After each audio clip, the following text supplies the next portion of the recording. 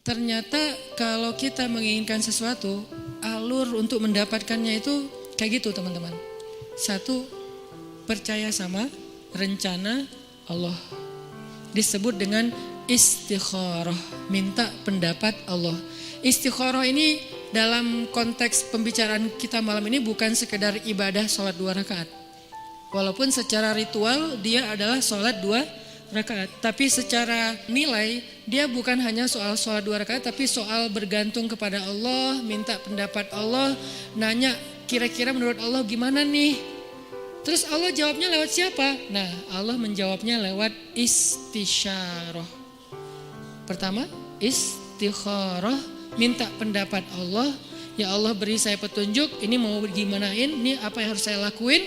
Nanti Allah nitip jawabannya lewat istisyarah. Istisyarah itu meminta nasihat orang-orang yang lebih paham, ulama, kiai, ustadz, siapa lagi, guru, orang tua, orang yang lebih bijak dari kita yang banyak pengalaman dalam urusan tersebut.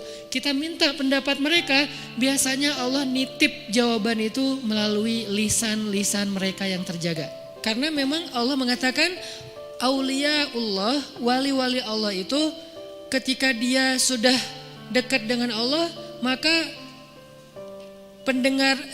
Allah menjadi pendengarannya, Allah menjadi penglihatannya. Maksudnya yang dia lihat itu sesuai dengan yang Allah inginkan, yang dia dengar itu hanya yang Allah ridhoi, yang dia ucapkan hanya yang Allah ridhoi. Artinya lisannya, telinganya, matanya udah terjaga, selain pikiran dan hatinya pastinya terjaga. Nah, orang kayak gini tuh utusan Allah setelah Rasulullah SAW dalam wujud ulama, da'i, bukan dalam wujud Nabi dan Rasul, karena tidak ada lagi Nabi setelah Rasulullah. Jadi kita kalau mau tahu Allah nitip pesan ke kita, cari tahunya ke ulama. Syekh, Allah nitip pesan gak ke saya? Gitu kalau bahasa santainya ya. Tapi kan gak mungkin kita ngomong gitu ya. Emang lu siapa? Syekh, maksudnya beri saya nasihat. Cuman itu terlalu resmi lah. Analoginya kita kayak nanya, ada pesan gak untuk saya dari Allah? Lewat siapa nanya pesan untuk saya dari Allah? Lewat orang solih yang lisannya terjaga. Biasanya Allah akan titipkan pesan lewat lisan mereka untuk kita. Ini namanya istisyarah, meminta isyarat. Isyarat itu bahasa Arab yang jadi bahasa Indonesia. Isyarah jadi isyarat. Isyarat itu artinya petunjuk. Jadi kalau ada yang ngasih isyarat berarti ngasih petunjuk, itu arti sebenarnya dari isyarah. Jadi istisyarah meminta isyarat atau meminta nasihat yang sifatnya menunjukkan jalan mana yang baik yang harus kita jalanin. Karena Allah gak bicara langsung kepada kita dalam bahasa wahyu kecuali apa yang sudah diwahyukan di Al-Quran. Karena yang bicara langsung dengan wahyu itu kan hanya para nabi. Kita kan gak bisa langsung wahyu turun dari langit, saya baru dapat wahyu, gak bisa kan? Kadang-kadang kita kayak kegeeran gitu, saya baru dapat ilham, padahal bukan ilham gitu kan. Ilham dari siapa dulu nih? Bisa jadi ilham dari wasawisus syaitan. Siapa tahu ilham kita tentang komen, tentang caption, tentang postingan, tentang repost, broadcast, itu bukan dari Allah, dari setan, karena tidak terjaganya kita. Kalau para ulama, insya Allah mereka terjaga, Allah yang jaga mereka. Sehingga insya Allah ilham mereka itu gak dari mana-mana. Apalagi mimpi ulama itu adalah benar. Mimpi Nabi wahyu, mimpi ulama benar. Itu satu tingkat di bawah para Nabi. Bahkan disebutkan mimpi ulama adalah satu bagian dari 70 bagian kenabian. Nabi itu kan punya banyak bagian kenabian, nubuwah namanya. Nah, satu bagian dari 70 bagian itu adalah mimpi yang benar dari seorang ulama atau orang soleh. Sehingga saya merasa bahwa minta nasihat dan minta doa dari Habib Ali Zainal Abidin itu bagian dari isyarah. Setelah itu ini nggak harus berurutan ya, istikharah, isyarah itu nggak harus berurutan. Bisa yang mana yang memungkinkan duluan. Akhirnya kemudian saya istikharah, minta Allah, ya Allah saya pengen ketemu Nabi. Pas umroh ternyata bisa ziarah Nabi di depan makam Nabi. Selain sholawatan, saya ngomong gitu semampu saya. Walaupun sebetulnya malu gitu mau ketemu Nabi, kenapa?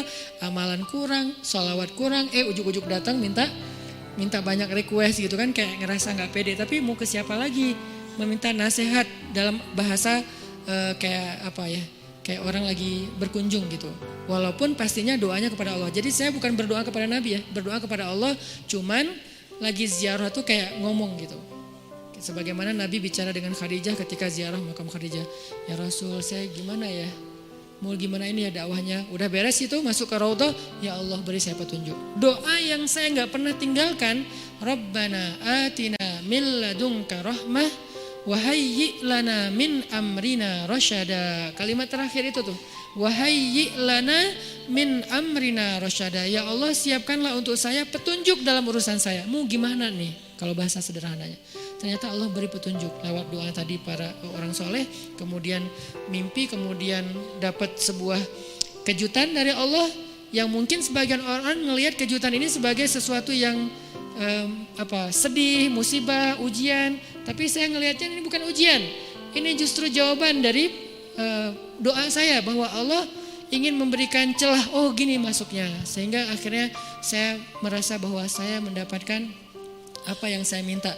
Ini sebagai testimoni orang yang pernah mencoba jalur itu ternyata berhasil. Maka coba deh dalam urusan kita. Gimana? Istikharah, istisyarah, istifta. Apa itu istifta? Istifta dari kata fatwa. Bahasa Arab kalau ada ista, alif sinta, itu artinya meminta. Apaan minta apa gitu. Ini kode gitu. Jadi kalau dalam grammar bahasa Arab ada alif sin ta, itu artinya meminta.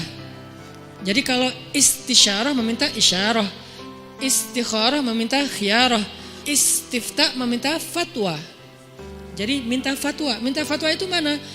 Halal haram, benar salah, hak batil, mana yang harus saya pilih. Nah, itu namanya istifta. Sehingga datangnya harus kepada ulama. Kalau istisyarah boleh ulama, boleh orang bijak, boleh orang tua, boleh orang soleh yang ahli ibadah gitu kan. Bisa jadi ahli ibadah itu teman kita sendiri atau siapapun yang kita kenal. Tapi kalau istifta harus ulama. Kalau di Indonesia ulama yang tergabung dalam sebuah organisasi yang resmi, majelis ulama. Itu yang masalah istifta. Dan yang keempat, ini yang paling penting, istiqomah. Apa arti istiqomah? Banyak orang mengartikan istiqomah itu terus menerus, bukan. Itu namanya dawam. Kalau kita sholat tahajud setiap malam selama setahun, namanya dawam dengan tahajud. Disebut orang yang qawwam. Kalau sekali doang, qaim. Kalau kita puasa setiap Senin Kamis selama bertahun-tahun, namanya dawam, berpuasa. Disebut dengan shawwam. Kalau sekali doang, shaim. Kalau cewek, shaimah. Nih, berarti so'imah ini puasa cowok, puasa cewek. So'imah. Kalau udah sering, sawam, sawamah. Kalau qiyam, qaimah. Kalau udah sering, qawwamah. Itu dalam bahasa Arabnya. Nah, itu namanya dawam, terus-terusan, daimun gitu kan. Mereka selalu dawam. Tapi kalau istiqomah artinya bukan konsisten. Dawam itu kan konsisten.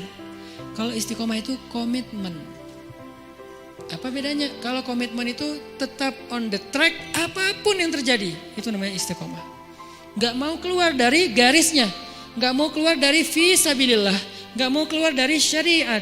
Dengan batasan syariat yang luas pastinya. Jangan sampai kita menuduh orang udah keluar dari batasan syariat. Padahal batasan kita sempit. Bisa jadi dia gak keluar. Cuman batasan kita yang sempit. Harusnya syariat itu luas. Keluasan syariat tergantung wawasan Islam kita. Ada mengatakan, itu gak boleh, padahal boleh. Kenapa dia bilang gak boleh? Karena mungkin dia baru tahu satu dalil. Itu haram, padahal makruh. Itu makruh, padahal mubah gitu kan. Nah intinya, kalau kita gak keluar dari batasan syariat, apapun kejadiannya, kita disebut orang-orang yang istiqomah. Komitmen dengan Islam. Kalau komitmen, Allah pasti bantu. Innalladzina qalu rabbunallah tsumma istaqamu. Allah bantu apa? Tatanazzalu alaihil malaikah, malaikat turun. Kemudian Allah menolongnya, Allah menjauhkannya dari musuh. Nah ini 4 cara untuk sampai kepada kebaikan yang kita harapin. 1, minta pendapat Allah. 2, minta pendapat orang bijak. 3, minta pendapat ulama. 4, kalau udah tahu dari 3 itu ilham, kemudian isyarah, kemudian fatwa, maka fastaqim. Fastaqim. Tetaplah di situ, jangan melenceng walaupun sekedar mata ataupun perasaan. Apalagi sampai kaki kita melenceng.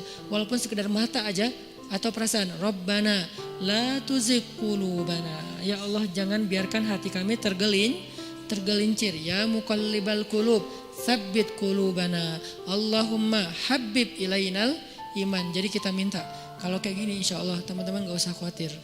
Bilang ke mereka, kata Allah, Allah takhafu, janganlah kalian takut karena Allah bersama dengan kalian.